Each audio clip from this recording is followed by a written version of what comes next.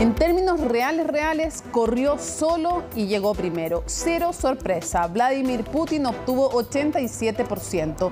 Elecciones sin competencia real, como les decía, sin observadores internacionales, en definitiva, sin democracia. Son sus quintos comicios tras la reforma constitucional de 2020. Podría extender su mandato hasta 2036. Tanto como Catalina la Grande, porque a Stalin ya lo habrá superado. Y solo la biología parece ser capaz de impedir que Putin llegue hasta el 2000 siempre. ¿Y después de Putin, quién? Nunca se ha definido nada importante en las urnas en Rusia. Los zares cambian de ropaje e ideología a lo largo de los siglos, pero es por la fuerza o el miedo que se imponen sus proyectos. Hoy, el que se opone termina, en el mejor de los casos, fuera de las papeletas o de lo público del debate, y si no, envenenados, muertos o presos. Como alguien dijo, Putin es hijo de la Unión Soviética, pero quiere ser padre de un imperio, y eso vende. Y plantea además la guerra ya no contra Ucrania, sino contra ese occidente, como una contraofensiva, no como una ofensiva, es decir, como la idea de recuperar lo que se esfumó cuando el muro soviético cayó. Durante décadas, Occidente dejó que hiciera lo que quisiera, porque primaron los intereses económicos o geopolíticos. Mientras se construían gasoductos como el Nord Stream, ni Alemania ni otros se preocuparon de las muertes de disidentes y celebraron el Mundial Rusia 2018. Ahora tiene el respaldo de China, Irán, Corea del Norte y, curiosamente, junta a la extrema derecha y a cierta izquierda de América Latina. Mientras crece Trump en Estados Unidos, baja la certeza del apoyo a Ucrania y crece la posibilidad de que sea derrotada. ¿El miedo de que el líder ruso avance sobre Europa es real? Lo conversamos porque comienza Conexión Global Prime.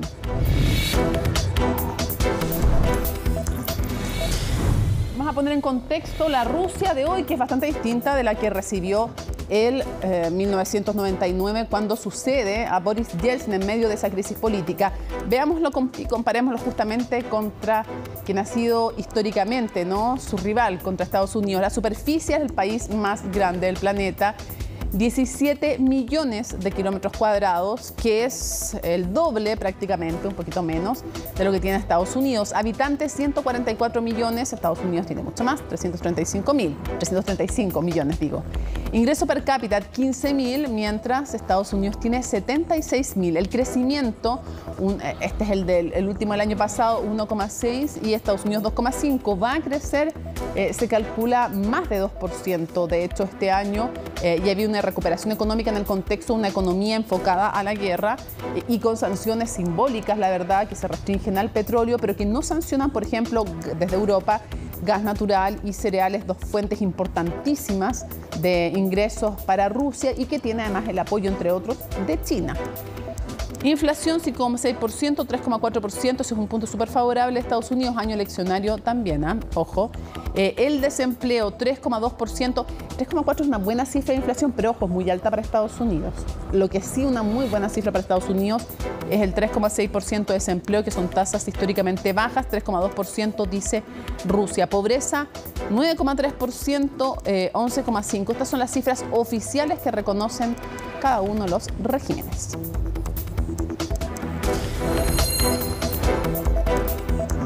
Vamos a comenzar a profundizar en este tema y para eso nos vamos justamente a Moscú. Vamos a conversar con Yuri Eloven-Sigov en pantalla, periodista, escritor y docente de la Academia Presidencial Rusa de Economía Nacional. Muchísimas gracias por acompañarnos en Conexión Global Prime.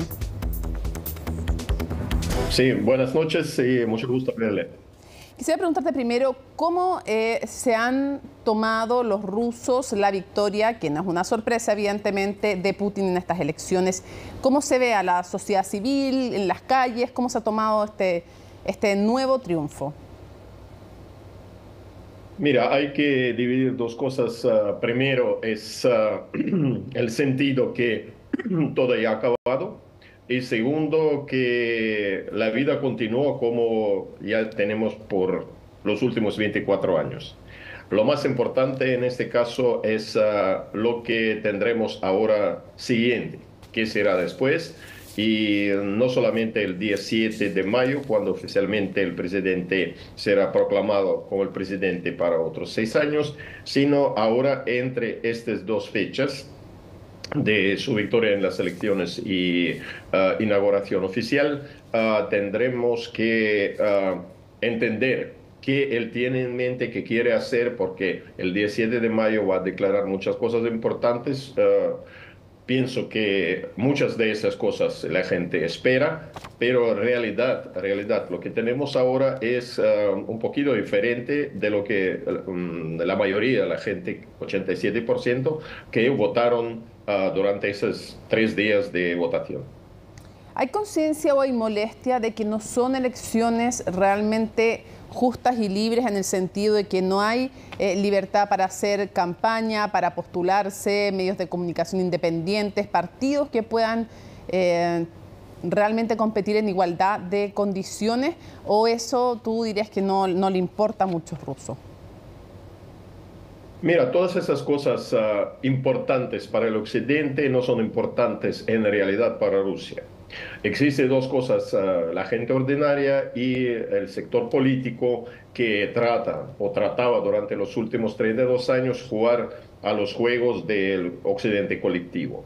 El primero, que Rusia ha acostumbrado a tener un líder fuerte y el líder que puede resolver todos los asuntos estando en algún lugar arriba por todo funcionamiento del Imperio Ruso antes, después de la Unión Soviética, siempre se basaba en la existencia de un rey o el secretario general o el líder del país durante la Segunda Guerra Mundial. Por eso para Rusia no es tan importante si tenemos 50 partidos como tienen en algunos países europeos o tenemos democracia parlamentaria cuando en el Parlamento 7 u 8 partidos luchan uno contra otro y no hay ninguna persona que está responsable por la decisión final. En caso de falta de democracia, mira, hay muchos países que no tienen elecciones ni como simulacro como en Rusia. Hay Arabia Saudí, hay Emiratos Árabes Unidos, existe Brunei, hay muchos países donde no hay elecciones, no hay partidos políticos, no hay debates entre oposición y el partido gobernante, y en el mismo tiempo todo el mundo, occidente colectivo en general, duermen tranquilo, sin ningún problema, nunca critican a esos países que no tienen nada. En Rusia no solamente elecciones, a mí me parece que el parlamento, partidos políticos, todo eso es un tipo de estructura que sirve o existe, mejor dicho, para satisfacer a las demandas del mundo democrático, principalmente el mundo del occidente, y en el mismo tiempo la realidad por dentro de Rusia sigue siendo el mismo como fue en los tiempos del Imperio Ruso. Yuri. Tenemos un zar, rey, que gobierna ya por 24 años. Eso te iba a decir, parece un zar plebiscitado de alguna manera en elecciones bastante particulares, porque hay que explicarle que nos ven en sus casas que se cambió la Constitución el 2020 y puede presentarse a 2 mandatos, o sea, teóricamente, digamos, si la salud lo acompaña, podría estar hasta el 2036 a lo menos. Quisiera hacerte una pregunta, ¿cómo podemos saber si realmente Putin, 2 cosas, uno, si es popular o no, qué tan popular es? Digo, en un país como Rusia, donde tú mismo me dices que, o sea, obviamente que no existe necesariamente la misma libertad en todos los países del mundo, es cierto, pero en Rusia sabemos que no existe esa libertad, igual que en otras naciones. ¿Y cómo podemos saber si realmente Putin es o no popular? Por ejemplo, una encuesta puede ser confiable desde tu perspectiva, vamos a tener a otros analistas también, pero ¿cómo saber si es popular o no? ¿Qué nivel de popularidad tiene? Y si los sondeos nos dicen algo o no real de aquello y cuánto influye el sistema político-cultural en esa popularidad o no. Mira, hay 2 cosas importantes. Primero, que es por primera vez, yo no sé ningún otro ejemplo, cuando las elecciones se organizan en el país que está en el estado de guerra. Claro que llamamos todas estas cosas la operación especial militar, pero en realidad son las actividades militares y no puedo imaginar dónde, en qué otro país se puede organizar las elecciones presidenciales en este mismo tiempo. Es muy fácil entender por qué los otros tres candidatos que teóricamente participaron en las elecciones no podían acumular ni 2 ni 3% de votos, porque es imposible imaginar en qué forma esas personas podrían, por ejemplo, influir a esas actividades militares. Imagínate que si el comandante, el jefe, envía el ejército a la guerra, y después, durante la guerra, en pleno apogeo de guerra, se organizan las elecciones, aparece otro supuestamente pacificador que dice, oh, ¿sabes qué? Mañana todas las tropas vamos a regresar a los cuarteles. Es imposible imaginar en cualquier estado ni hablar sobre Rusia. Hablando sobre popularidad, es bastante fácil mantener ese tipo de popularidad cuando prácticamente no existe la oposición, no existen otras opiniones, no existen otro acceso a los medios de comunicación. Claro. Y lo que es importante, cualquier persona que puede más o menos competir con Putin ahora, puedes ver por los rusos como una persona que quiere socavar nuestro régimen, el régimen que continúa las actividades bélicas contra Ucrania. Por eso esa persona de oposición van a ver el pueblo ruso como un traidor o una persona que es inoagente o agente extranjero. Entonces tú dirías que hoy día, de alguna manera, incluso si le quitamos los calificativos de correcto, incorrecto, democrático, no democrático, solo el punto de vista de la táctica política, ¿ha sido inteligente poner la confrontación ya no contra Ucrania, sino más bien contra Occidente? Pienso que lo más importante para Rusia ahora es evitar caos, evitar cualquier tipo de problemas internos que podrían suceder en caso de aumento de presión de parte del occidente colectivo y también en caso de cualquier tipo de oposición por dentro del país, tanto en nivel de partidos como nivel de una persona popular. Yo entiendo perfectamente que en los países occidentales el héroe nacional fue durante los últimos 2, 3 semanas Alexei Navalny, pero no se puede decir que es una persona como líder alternativo o tendría la posibilidad de competirse con Putin.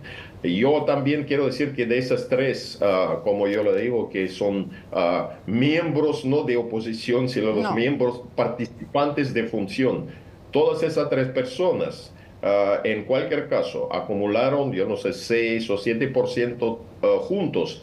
Y es un tipo de voto contra Putin. También es importante que esa parte de sociedad está contra el presidente actual, pero como dijeron los representantes de la administración del presidente, se calculaba este tipo de protesta alrededor de 10%. Entonces, ese 10% se permite cuando las personas dicen algo contra el curso oficial del Kremlin y de Putin personalmente. Yuri, obviamente que si no es lo político, pareciera que no va a ser lo político, la biología sí va a hacer su labor en algún momento, porque nadie es hasta ahora inmortal y porque en un régimen tan personalista no es solo la muerte lo que puede hacer producir un cambio, sino que también una enfermedad. En general, en todos los regímenes la enfermedad, sobre todo cuando son personalistas, da lo mismo si es de izquierda, derecha, donde sea, en el país que sea, hace que se retire el líder o que empiece a cuestionarse su poder, porque incluso la fortaleza física es parte necesaria del ejercicio de su función. Y diría yo en este caso, además, que a veces lo vemos cazando, explotando esta imagen de lo que también fue miembro de la KGB y todo como muy fuerte, muy vigoroso. Obviamente que alguien como Putin también le golpearía más, probablemente más que a otro líder como Kim Jong-un, e incluso así lo golpearía también a él. Entonces te pregunto, uno inmediato dice, a ver, si es una enfermedad o es la muerte, ¿quién? Después de Putin, ¿quién? ¿En qué personas tenemos que...? ¿Hay un vacío de poder alrededor? Me refiero en el sentido de que no hay nadie que se vislumbre, o algunos nombres que hemos escuchado en algún momento, como el jefe adjunto del Departamento de Presidencia, Sergei Kiriyenko, o Medvedev, que en Occidente lo conocemos algo cuando se turnaba en la presidencia y ser primer ministro. ¿Quién sería? ¿Hay algunas luces? Mira, hay cosas muy raras, interesantes, en el mismo tiempo muy peligrosas. Primero que con esta victoria, el presidente ruso prácticamente, como ya dijo, no hay ninguna oposición, no hay ninguna persona que puede competirse con él. La persona puede ser elegida por él, seleccionada por él, pero no competirse. Segundo, hablando sobre la edad de Putin, que en octubre de este año él tendrá 72 años, y cuando los norteamericanos me preguntaron de qué será después de 2030, yo siempre subrayo, ¿y quién ha dicho que después de 2030? 2036 son los planes. Exacto. Cuando hablamos sobre edad, a Putin siempre, especialmente las personas que trabajan con él, le dicen que mira, Biden todavía tiene 81 años y todavía gobierna el país. En los Estados Unidos el sistema gobierna el país, no señor Biden. Señor Biden puede tropezar 36 veces cada día en cualquier escalera, pero el sistema funciona sin él o con él.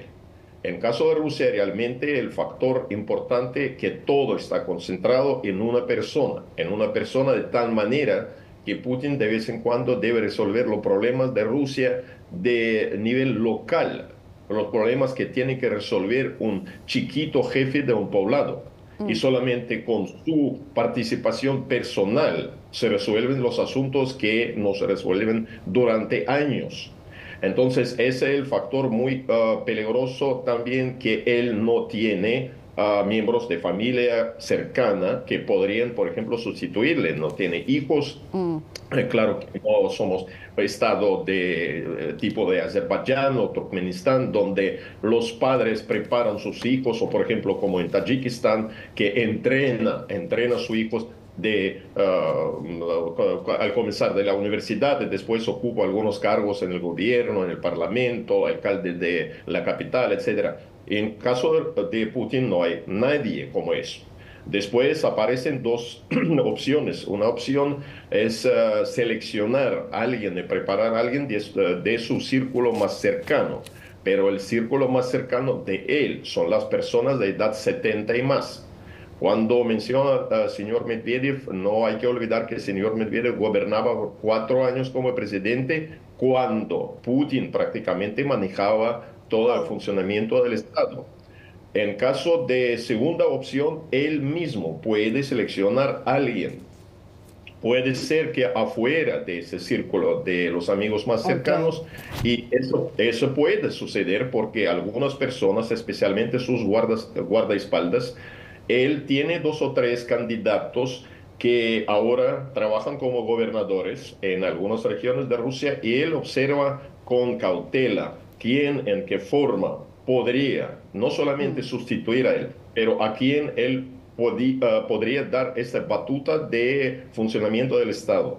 Y nadie, lo más importante, nadie sabe qué está realmente en su mente, qué tipo de plan tiene. Por ahora, por 6 años adelante, él sabe qué hacer, pero a mí me parece que va a pensar también sobre funcionamiento del Estado después de su partida. Perfecto. Yuri, muchísimas gracias por habernos acompañado desde Moscú con tu visión sobre este momento político en Rusia. Muchas gracias y todo lo mejor. Gracias. Hoy vamos a recorrer justamente la vida de Vladimir Putin, cómo llegó al poder. Nos lo cuenta en su nota Cristina Avilés. Да здравствует Россия!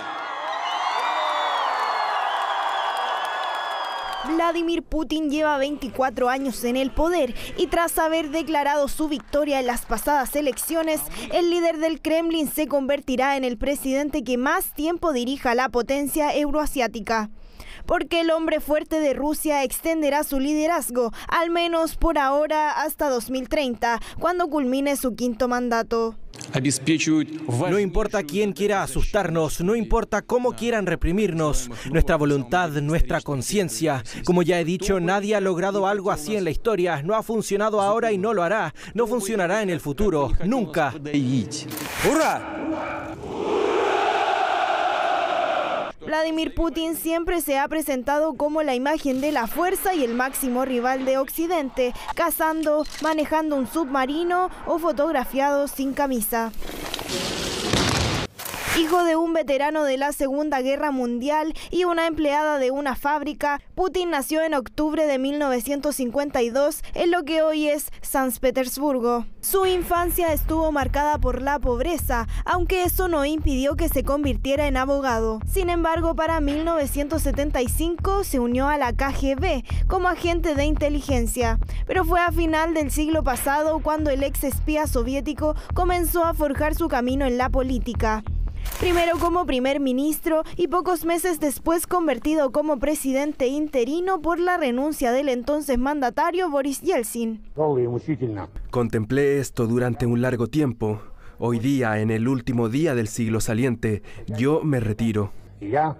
La renuncia de Yeltsin en 1999 fue el trampolín que, un año después, le permitió al ex agente de la KGB convertirse en mandatario. Putin arrasó en las elecciones del 2000. Con 47 años, Vladimir Vladimirovich Putin se convertía en el mandatario de la nación euroasiática. Desde ese momento y por los próximos 24 años, impuso su ley con puño de hierro. Para algunos, era el nacimiento de un modelo a seguir. Siempre he dicho y lo reitero, el Estado ruso debe ser fuerte. Para ese momento, incluso el entonces presidente de Estados Unidos, George W. Bush, quedó impresionado con la personalidad del mandatario ruso, aunque eso no duró mucho. Miré al hombre a los ojos, me pareció muy franco y digno de confianza. Tuvimos un diálogo muy bueno, pude hacerme una idea de su alma, un hombre profundamente comprometido con su país. En los primeros años del siglo XXI, Putin se dedicó a consolidar su incipiente poder. La Segunda Guerra de Chechenia le ayudó en ese propósito. Para 2004 consiguió ganar la reelección y en 2007 fue nombrado Persona del Año por la revista Time. Al año siguiente Putin abandonaba el poder, pero solo momentáneamente y para ejercer su control desde otro ángulo. Un enroque es lo que vivió Rusia, porque Dmitry Medvedev se convirtió en presidente, pero horas después Putin juraba como primer ministro de la nación, con un cambio a la constitución. El ex agente de la KGB regresaba a la presidencia el 2012. Hemos demostrado que nadie puede imponernos nada. 2 años después, en 2014, el entonces mandatario enviaba tropas rusas a la región ucraniana de Crimea, península que posteriormente fue anexionada de forma ilegal. En 2022 emprendía un nuevo conflicto con la invasión sobre Ucrania. Decidí llevar a cabo una operación militar especial cuyo objetivo es la protección de las personas que durante 8 años sufren abusos y genocidio por parte del régimen de Kiev. Durante todos estos años, la oposición ha sido silenciada. Más de alguna figura fue exiliada, desterrada a cumplir condenas a la cárcel y otras de plano eliminadas. En medio del conflicto estalló el avión que trasladaba al jefe del grupo Wagner, Yevgeny Prigozhin. Meses después, el opositor Alexei Navalny, quien ya había sido envenenado cuando estaba Rusia, murió mientras cumplía una condena en la cárcel del Ártico ruso. Si ellos deciden matarme, eso significa que somos increíblemente fuertes. No somos conscientes de la fuerza que tenemos actualmente. La única cosa necesaria para que el mal triunfe es que la gente buena no haga nada. En estas más de 2 décadas, Putin ha cambiado la Carta Magna a su conveniencia y con ello las figuras que podrían sucederlo han quedado en el olvido. Putin se ha mantenido fuerte en el poder e incluso con la posibilidad de que extienda su mandato hasta 2036. Recabemos otras opiniones desde otros puntos de vista. Los quiero invitar a viajar nuevamente, pero ahora hasta España, hasta Barcelona, para conversar, ahí lo van a ver en pantalla, con Arseny Maximov, activista de la Asociación Rusos Libres en España. Ahí lo ven. Muchísimas gracias por acompañarnos en Conexión Global Prime. Hola, buenas tardes.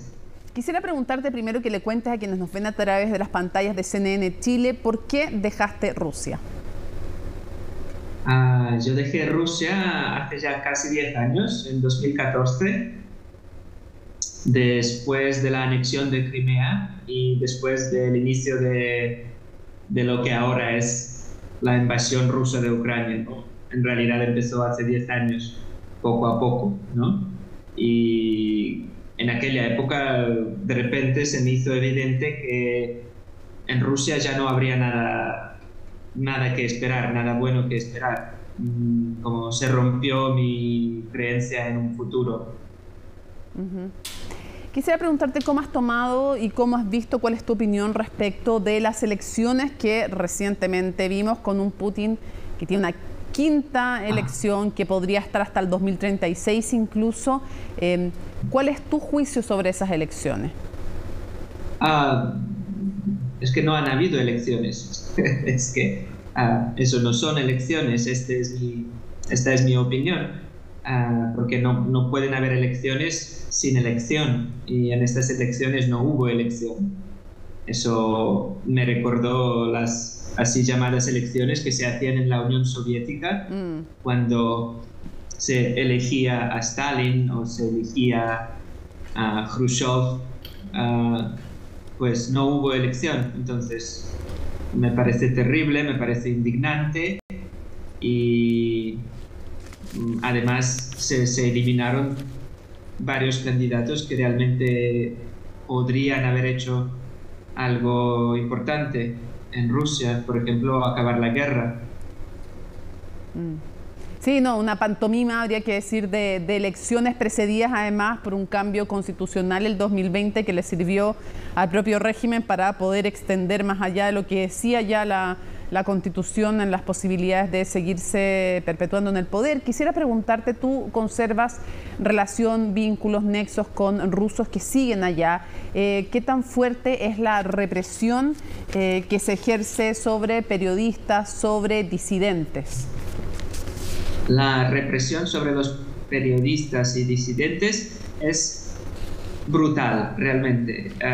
Vosotros en Chile lo sabéis muy bien, ¿no? Que tuvisteis la dictadura de Pinochet y yo creo que es algo comparable. Ahora en Rusia cada vez es peor, ¿no? Que ya han cerrado todos los medios de comunicación independientes. Solo existen los medios de comunicación estatales que difunden el punto de vista oficial, que no tiene nada que ver con la realidad. Es absolutamente imposible decir nada que contradiga ese punto de vista, porque si lo dices te pueden enviar a la prisión. Incluso, por ejemplo, nuestra asociación Rusos Libres España nos han nombrado una organización no deseada en el territorio de la Federación Rusa. Eso quiere decir que nosotros, los miembros de la asociación, podríamos ir a la cárcel por hacer nuestro activismo. Y incluso una persona que, por ejemplo, haga un repost, ¿no? Como una republicación de lo que publicamos nosotros en nuestras redes sociales, solo por hacer eso, por compartir nuestra publicación, uno también puede ir a la prisión. Es delito. O sea, evidentemente la represión es brutal. Entonces, evidentemente, tú no te sentirías para nada seguro intentando volver a tu país. No, imposible. No podría, ¿no? Porque soy criminal por el mero hecho de ser activista y de no estar de acuerdo con el punto de vista oficial sobre la guerra, y por toda la información que comparto en mis redes sociales, por los artículos que escribo, ¿no? Me perseguiría. Quisiera, yo sé que evidentemente democracia, derechos humanos tienen que ser pilares de cualquier país para que pueda llamarse democracia. Pero quiero sacarte un poco de ese eje de análisis y analizar un poquito más atrás en el tiempo. Retrocedamos a cuando llega Putin en el poder, porque hay condiciones también de los momentos que permiten que se asienten ciertos tipos de regímenes. ¿Qué hubo en ese momento histórico?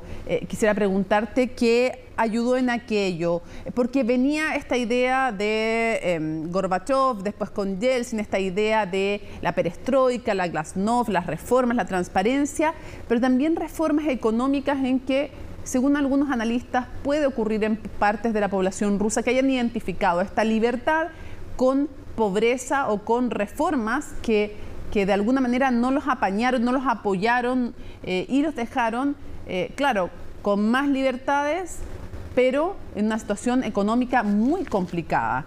¿Qué pasó ahí? ¿Cómo analizas tú que este atisbo de poder haber visto cambios se vieron frustrados? Bueno, es una pregunta muy difícil. No soy politólogo, no puedo ser muy objetivo o profesional en mi opinión, pero yo creo que en los años 90, efectivamente, como dices, hubo de repente, después de la Unión Soviética, de repente hubo libertad, pero los rusos no pudimos construir las instituciones democráticas. No pudimos construir una sociedad civil que pueda defender sus derechos, y en parte creo que es porque pensábamos que todo pasaría por sí solo. Después de la caída de la Unión Soviética, creo que había como una creencia que ya estábamos libres, ya estaba todo bien, ¿no? Y ya que el pueblo no estaba acostumbrado a participar en la vida política, no tenía ni idea de lo que significaba eso, dio toda la responsabilidad a las élites. Y las élites rápidamente se corrompieron, ¿no? Sí. Creo que pasó algo así. Y lo de la pobreza no lo creo, ¿no? Porque la pobreza acabó bastante rápido, diría yo, que los niveles económicos empezaron a recuperar e incluso mejorar en comparación con la Unión Soviética. Entonces sí hubo una mejora económica, pero quizás eso también fue un problema porque el modelo capitalista hizo que todo el mundo solo se interesara por su propio bienestar, por el bienestar de su familia, y todo el mundo se encontró como aislado en su pequeño mundo capitalista que de repente se hizo accesible, ¿no? Y esto produjo una atomización de la sociedad, creo yo. Oye, y eso que no eres analista, porque la verdad es que parte de lo que tú has mencionado es parte fundante de los análisis que hacen hartos politólogos respecto a esta atomización de la sociedad. Y quisiera preguntarte también justamente, ¿quién es oposición hoy día en Rusia? ¿Cuál es la oposición que existe, con lo difícil que es ser oposición, evidentemente, desde el punto de vista político, pero desde el punto de vista también de la sociedad civil, que normalmente cuando están en regímenes autoritarios además es normalmente desmembrada también, no es solo contra los partidos políticos, sino que también contra las ONG. Entonces, ¿qué hay de oposición? Si tú le tuvieras que explicar a los chilenos, ¿cuál es la oposición hoy día en estos dos ámbitos, de los partidos y de la sociedad civil? Otra pregunta muy difícil, especialmente porque no estoy en Rusia, no conozco muy bien lo que pasa ahí de primera mano, pero diría que los partidos de la oposición ya no existen, los han eliminado.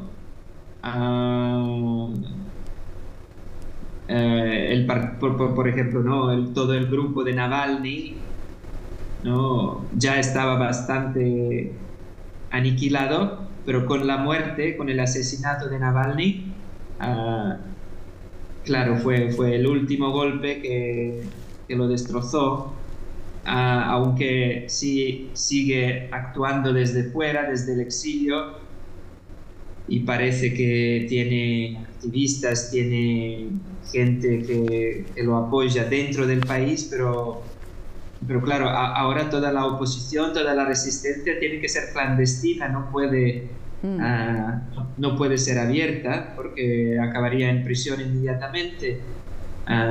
Eso hablando del movimiento de Navalny. Por otro lado, las ONGs también las cerraron, las aniquilaron a todas, ¿no? Todas ONGs importantísimas que preservaban, por ejemplo, la memoria histórica sobre los crímenes contra la humanidad cometidos durante la época soviética, sobre Gulag, que estaban intentando aclarar toda esta historia con los abusos de derechos humanos y los crímenes contra la humanidad también durante la guerra de Chechenia, por ejemplo, que fue también un evento muy importante en este giro hacia la dictadura. Todas estas ONGs también están o prohibidas o exiliadas o parcialmente encarceladas, ¿no? Algunas siguen funcionando, pero bajo este enorme peso que representa ser una organización no deseada o una organización que se considera agente extranjero, que es un estatuto, supongo que lo sabéis, ¿no? Que ahora se les da a todas las ONGs o a todos los medios de comunicación que no estén de acuerdo con el régimen, ¿no? Entonces, sí existe resistencia, sí existe la oposición en el exilio, pero también en el país mismo, pero de lo que existe en el país mismo es difícil decir mucha cosa porque todo es clandestino, no underground. Sí, quiero cerrar preguntándote brevemente, es una pregunta también compleja de vislumbrar desde ahora, pero después de Putin, ¿qué? ¿Tú crees que Putin se queda hasta el 2036, a menos que pase obviamente algo, que se muera o que tenga una enfermedad importante? Pero me refiero, ¿el régimen, crees tú, está preparado para un cambio? ¿Tú vislumbras qué se conversa fuera de Rusia? ¿Qué pasaría si Putin tiene que dejar el poder? ¿Qué imaginan ustedes que pasaría ahí? Bueno, primero quería decir que después del inicio de la guerra ya no nos creemos capaces de hacer pronósticos para el futuro, porque justo una semana antes de la guerra todo el mundo decía, no, esa guerra no puede pasar, no pasará, claro. No, es postureo de Putin. Y pasó lo que pasó, ¿no? Entonces yo realmente no me siento capaz de prever nada, pero podría decir que tenemos la esperanza, sí, esta esperanza tenemos, que sin Putin este régimen no podrá existir. Pero es una esperanza. También es una esperanza que finalmente morirá porque tiene cierta edad, ¿no? Ya le tocaría. Pero claro, perfectamente podría durar más. Y además, incluso si muere Putin, incluso si le pasa algo, tengo mis dudas sobre qué es lo que pasaría, porque igual el régimen podría seguir existiendo. Claro, entiendo. Porque Putin tiene sus seguidores, alguien perfectamente podría continuar su línea de política. Perfecto. No lo sé, yo lo veo todo muy negro. Arseny Maximov, muchísimas gracias por acompañarnos en Conexión Global Prime. Gracias. Nos vamos a la pausa y al regreso vamos a volver a viajar para indagar sobre cómo logra mantenerse en el poder y qué rol tiene también la comunidad internacional. ¿Podría ser algo no? Al regreso en Conexión Global Prime.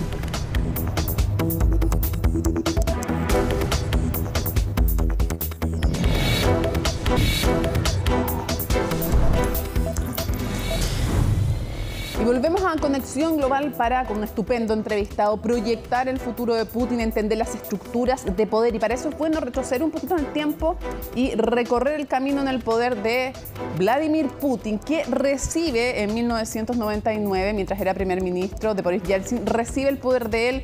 Se organizan unas elecciones que, como todas de aquí para adelante, no son elecciones democráticas, son elecciones que no hay partidos políticos libres, ni medios de comunicación libres, ni acceso igualitario a los medios de comunicación. En fin, ya lo sabemos, ya lo hemos dicho durante el programa. Pero lo primero entonces, primero duran 4 años como presidente. Él fue 2 veces, decía la Constitución, 2 veces solamente se puede ser presidente de manera consecutiva. Ok, 2 periodos entonces.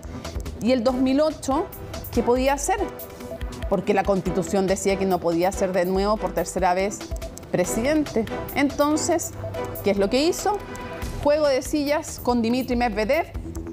Dmitry Medvedev pasa a ser presidente y él pasa a ser su primer ministro, y todos sabían que el poder real lo tenía, ¿quién? Vladimir Putin, que a todo esto ya lleva un cuarto de siglo en el poder.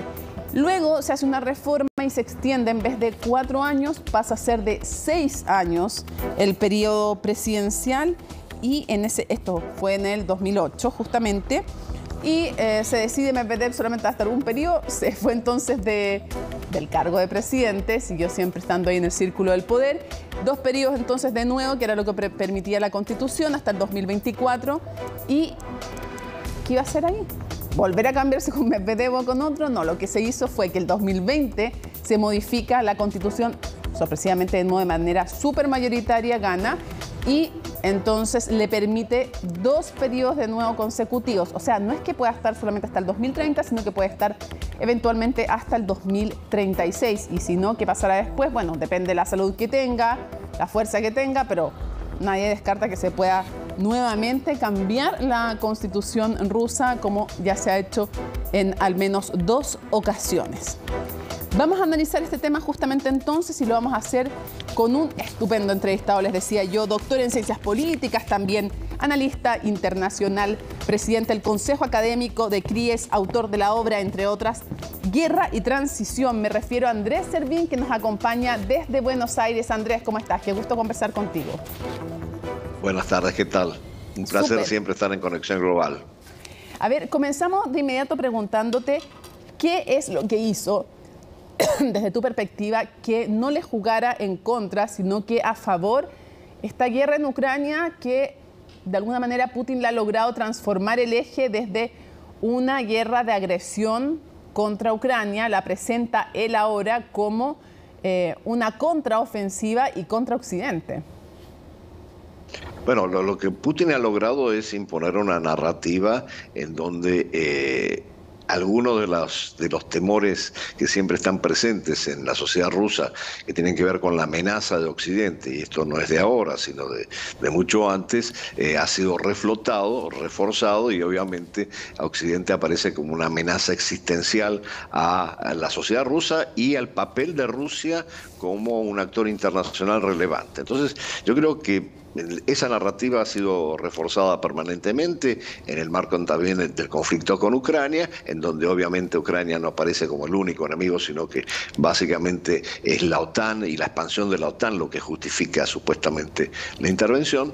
Y el otro elemento que yo creo que es importante, que a veces se pierde de vista, y no es tanto en función de lo que pase afuera, sino en lo que pase adentro, es la preocupación general en la sociedad, en la población rusa, con respecto a que no se vuelvan a repetir lo que se llama smutne vreme, los tiempos turbulentos, como los que siguieron a la desaparición, a la implosión de la Unión Soviética, o los que se produjeron en el siglo XVII. Entonces, son tiempos de mucha inestabilidad política que realmente pone a la población muy tensa y muy preocupada, y además tiene impactos muy negativos sobre la sociedad rusa. Entonces, en la narrativa ha combinado las dos cosas, y ahora sale fortalecido con el primer elemento de la narrativa que me parece importante, que es justamente que sí, el pueblo ruso aparentemente lo apoya en su conflicto con Ucrania, porque es un conflicto con Occidente y con lo que Occidente apunta a hacer en términos de la participación de Rusia en el sistema internacional. Andrés, que logra además hacer el cambio, explotar ese miedo a la inestabilidad,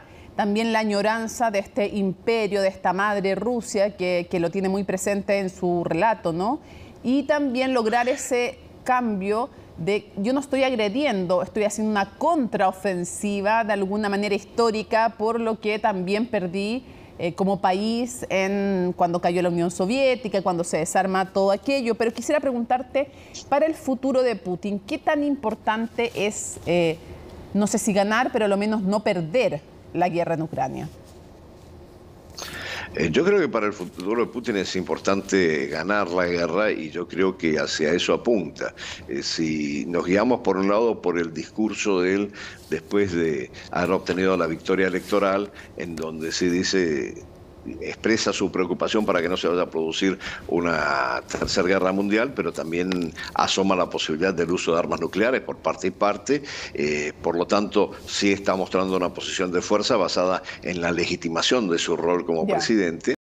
Y así que este es un elemento, pero el otro elemento, vamos a dejar de lado un poco lo que dice Putin y lo que pasa en Rusia. Lo dice la inteligencia occidental, británica y estadounidense. Es altamente probable que en abril haya una ofensiva rusa que vaya más allá y que intente llegar hasta Kiev. Justamente eso quería preguntarte. El miedo que existe, y lo manifestaba entre otros el secretario de Defensa de Estados Unidos, ahora todos son partes interesadas, pero ¿crees tú que existen posibilidades reales de dos cosas? Puede que tú me digas de las dos o solamente de una o de ninguna. Uno, que avance más allá del límite del Donbass, del sector ocupado de Ucrania, y intente llegar justamente en abril, comience a intentar llegar hasta Kiev. Pero otra pregunta es, ¿podría avanzar más allá, fuera de las fronteras de Ucrania? Porque decía el secretario de Defensa norteamericano, tal vez para tratar de reforzar la idea de la necesidad de que todos cooperen en Europa y también que en Estados Unidos, en año electoral, no hayan ganas de bajar la inversión en Ucrania, que avance por sobre Europa, más allá de las fronteras de Ucrania? Bueno, yo creo que ahora vamos a la narrativa occidental, y eso es parte de la narrativa occidental, que Rusia eventualmente, una vez que tome Ucrania, va a avanzar sobre el resto de Europa. No tenemos ningún dato que confirme eso fehacientemente, más allá de las interpretaciones de lado y lado. Ahora, lo que sí creo que es altamente probable, y Putin lo ha dicho con mucha claridad, vamos a generar, más allá de las 4 regiones que ya se han incorporado a Rusia, una especie de colchón en Ucrania para evitar que la OTAN nos ataque o de alguna manera nos amenace. Y entonces, en ese proceso, yo no sé si Putin va a tener la aspiración de tomar toda Ucrania. Tengo mis dudas al respecto. Lo que sí creo que va a hacer es garantizar el control de estas 4 regiones que ya se han incorporado a Rusia, más posiblemente un avance sobre Odessa hasta llegar a Transnistria, y en ese caso un conflicto con Moldavia, para convertir a Ucrania en una república mediterránea con mucho menos peso, ¿no? Entonces, estas son las hipótesis que se manejan.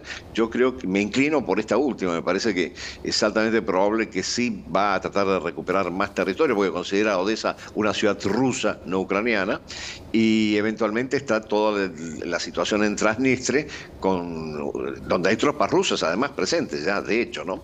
Entonces, creo que ese va a ser el movimiento que se va a desarrollar. Tengo mis dudas de que haya un intento de ocupación de toda Ucrania. Quisiera ir a otro tema que tiene que ver con las relaciones con Occidente, pero antes de aquello, en algo interno también. ¿Cuáles son las fuentes del poder de Putin hoy día y cuán sólido es ese poder?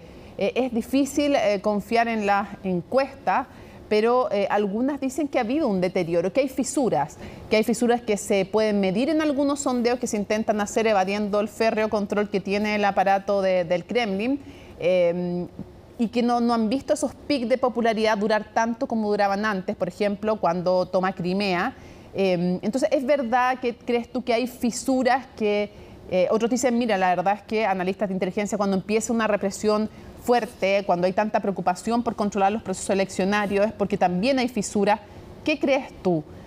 ¿Hay fisuras o no en el régimen y cuáles son las fuentes más importantes de poder? Yo creo que el régimen está consolidado a partir de cómo Putin ha manejado la relación particularmente con lo que se llaman los siloviki, que son todo el aparato de seguridad y de defensa en Rusia, ¿no? Y él se ha asegurado históricamente que ese aparato le responda enteramente a él. A eso se ha sumado que de él depende también la élite económica y los funcionarios, porque el que decide en última instancia sobre los negocios es él. A esto se agrega lo que mencionaba la narrativa. Hay una reacción de la población rusa en general con respecto a que sí, apoyemos esto porque es una manera, apoyamos inclusive la guerra de Ucrania porque es una manera de garantizar de que Rusia no va a quedar fuera del concierto de naciones. Pero hay una contraparte que me parece muy importante y que no hay que perder de vista. En esta votación de 3 días, lo que asistimos fue a una gran movilización de una oposición que podríamos llamar no sistémica y que desde luego tiene mucho que ver con Navalny, que se movilizó a mediodía ante los consulados y las embajadas en muchos países fuera de Rusia para demostrar que estaban dispuestos a protestar, y muchos de ellos tienen un cuestionamiento firme al tema mismo de la guerra con Ucrania, ¿no?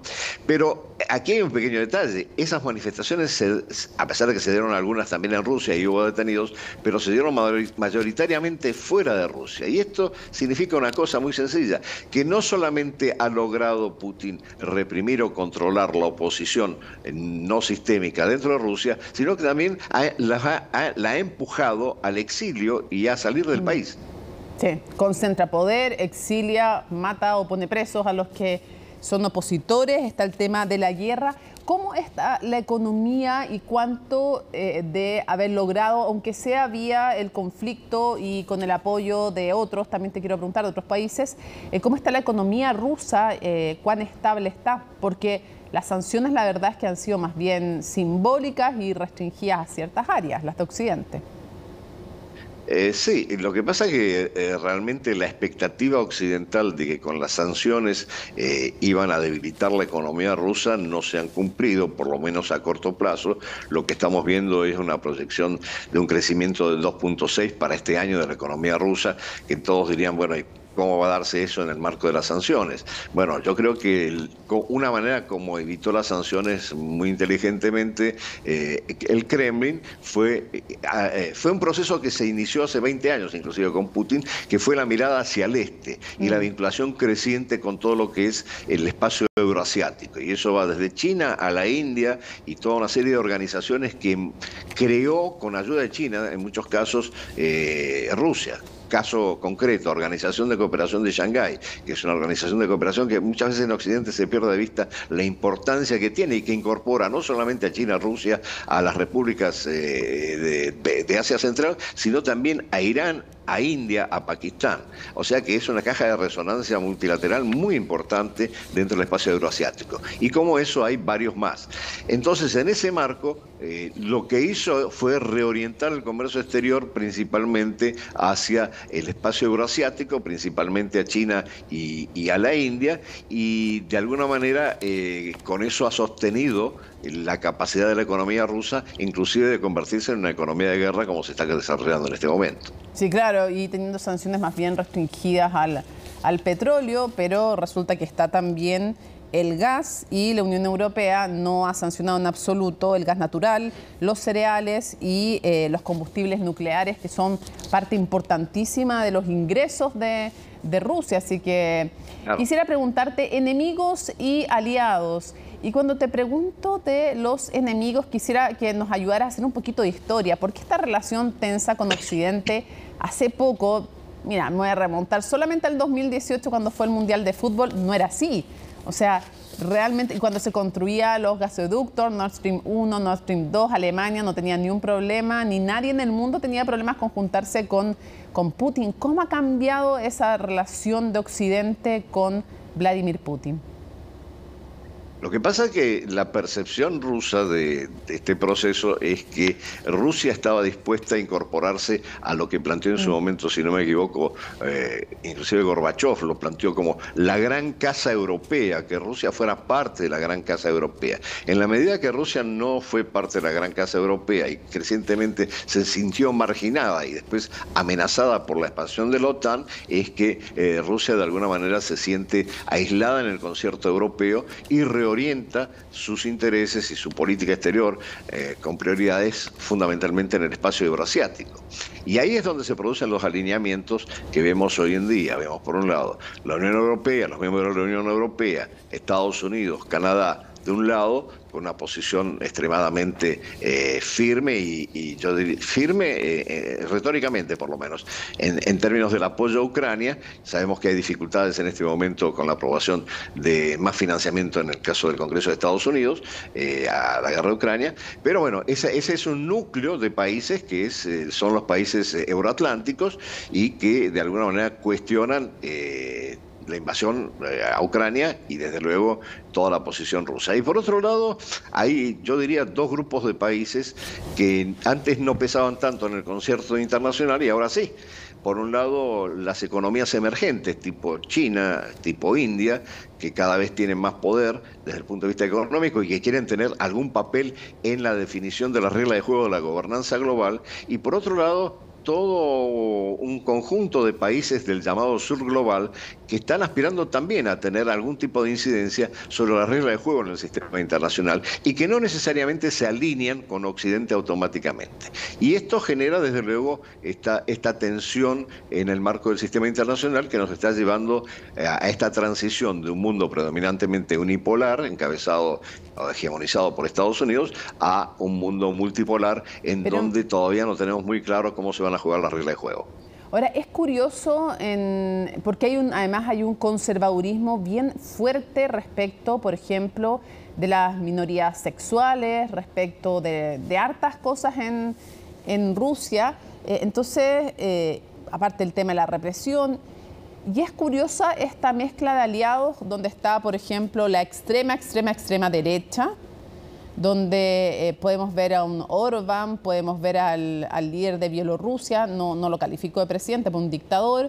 Entonces vemos a la extrema derecha junto con cierta izquierda de este sur, y es curioso que algunos lo sientan identificado como representante de lo que fue la izquierda de la Unión Soviética y se junte con también la extrema derecha, y que esta izquierda que se supone, esta parte de izquierda que se supone que tiene aspiraciones democráticas, se alíe con Putin. Y con Putin aliado además con líderes de extrema derecha como Orbán o el de Bielorrusia, Lukashenko. Sí, yo creo que hay que separar los dos fenómenos. Una cosa es la percepción de ciertos sectores de la izquierda latinoamericana que todavía viven el sueño de la Unión Soviética, de la realización del socialismo real, y piensan que eso está identificado con Rusia, sin darse cuenta que esta es una Rusia totalmente distinta a la Unión Soviética.